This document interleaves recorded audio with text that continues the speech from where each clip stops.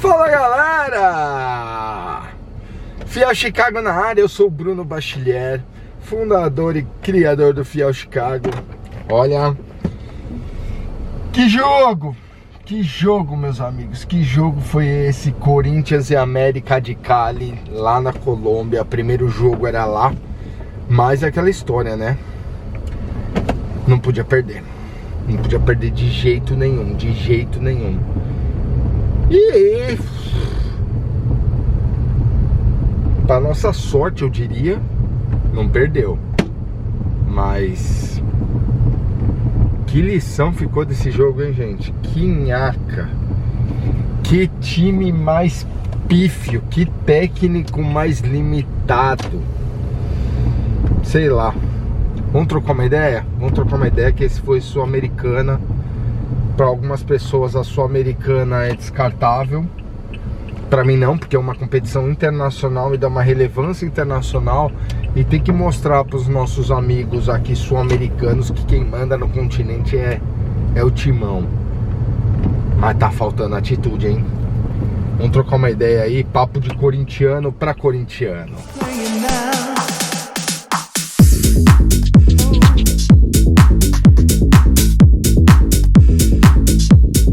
Então, começou a Sul-Americana. Desculpa o ângulo, gente, aqui hoje realmente eu tenho que gravar enquanto eu tô dirigindo e indo trabalhar, porque realmente o meu tempo anda absurdamente maluco. Com filho pequeno, recém-nascido, imagina, ele acorda a cada 3 em 3 horas, estica um pouquinho, 4, 5 horas, e aí acorda com fome. Gente, é pegado. Pra quem tem filho tá ligado que é pegado. Então vamos lá, deixa eu abrir aqui pra até dar mais luminosidade. O que a gente fala dessa Sul-Americana? A gente começou muito mal, perdendo em casa, gente. Pô, não rola. Perdemos em casa pro Racing, né? 2-1. Isso não dava. Inadmissível. Uma derrota em casa, independente do time que seja. Mas ok, a gente... a torcida, no grande geral, relevou. Desculpa, gente, eu tô morrendo de sono. A torcida, no geral, relevou, mas eu não, tá? Eu vou ser muito sincero, eu como torcedor, fanático, doido, contribuo com a arena, eu compro produto, eu divulgo o timão pra todo mundo, eu tento trazer mais gente aí pra luz, né? E não engolir a derrota em casa. Pra mim pensando como um técnico de uma equipe, pra mim é assim, na minha casa eu sou invencível, não posso perder de forma alguma. E às vezes parece que não é o pensamento que o Ramon Dias leva pros jogadores, não é o que os jogadores fazem acontecer, entende? Na minha cabeça, a mentalidade tem que ser: em casa é vitória, vitória ou vitória, entendeu?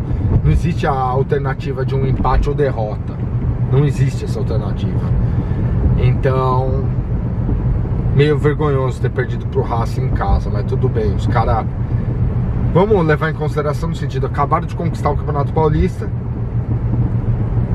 dá essa colher de chá pros caras, ressaca, tal, do Campeonato Paulista, pau, não sei o que, beleza. Mas agora, jogar contra o América de Cali lá, a gente sabia que, tipo, como na Sul-Americana só passa o primeiro de cada grupo, o segundo vai disputar uma repescagem, a gente sabe que tem que ser primeiro ou primeiro. Segunda, tipo, última das consequências, tipo, não deu de forma alguma, a gente tenta uma repescagem, tá? Foi pra Colômbia, tinha que ganhar. Por quê? Cali ganhou o primeiro jogo.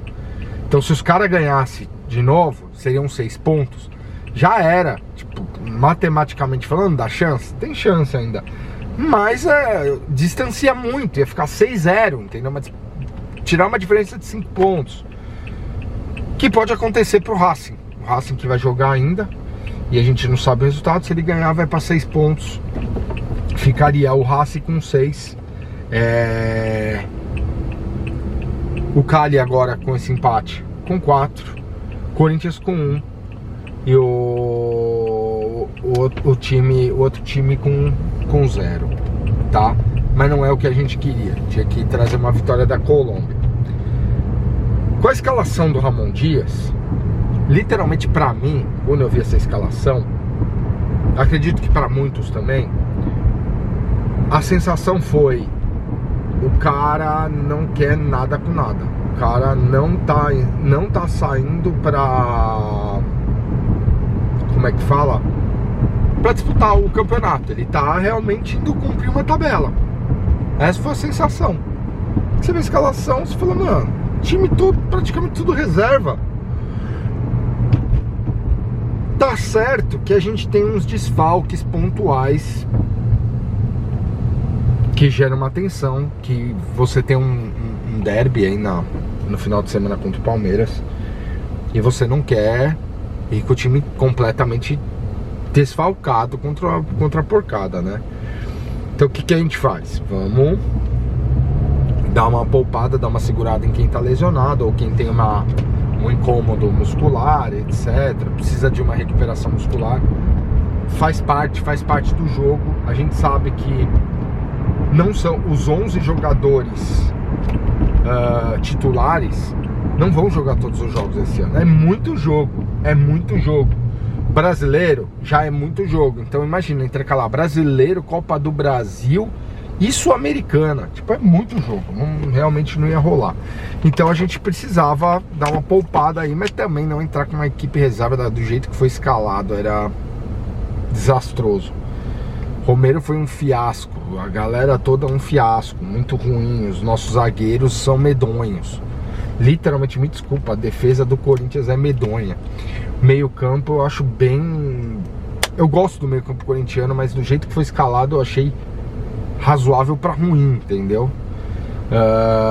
Enfim,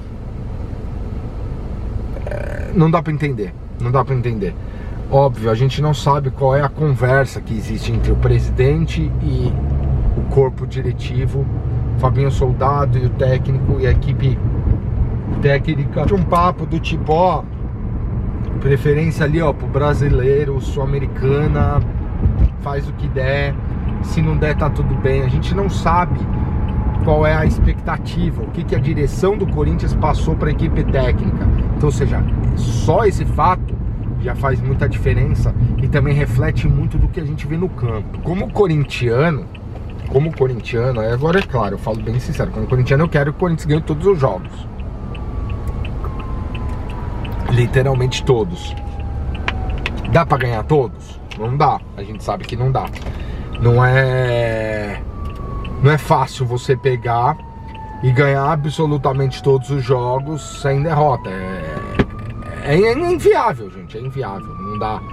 A gente não tem um elenco grande o suficiente para que a gente diga que o Corinthians consegue levar tranquilo, vai revezando esse com esse. Cara, malha a gente tem lateral bom. Nossa defesa é comprometida, sempre tem uma peça comprometida. O meio campo é top, mas a gente tem uma garro-dependência grande.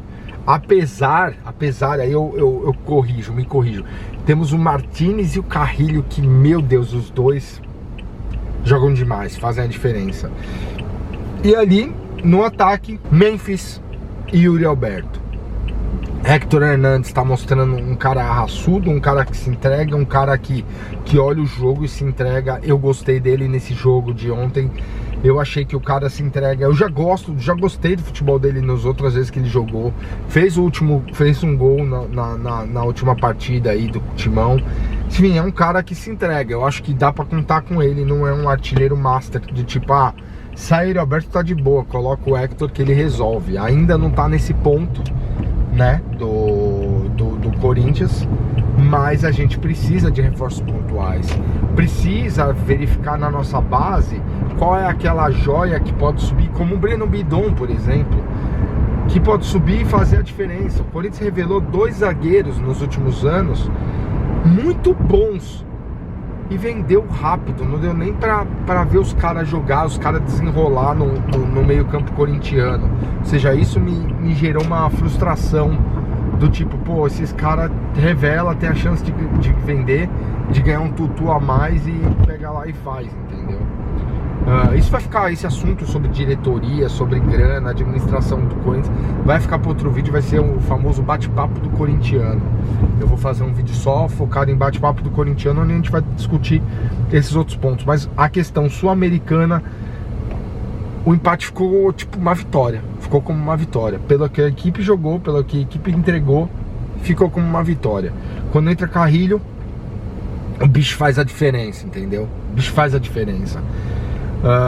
Enfim, tem muito a melhorar, tem muito a repensar, tem muito a gente a ver ainda o que a diretoria espera do Ramon, do nosso técnico, do Ramon Dias. Ver quais são as expectativas, quais são as diretrizes que foram passadas pro técnico. Porque muitas vezes a diretoria pega e fala lá pro técnico, ó, foco agora é Brasileirão, o resto que se lasque. Copa do Brasil a gente vê o que dá, Sul-Americana vê o que dá, se for eliminado tá tudo bem, mas assim, foca no brasileiro.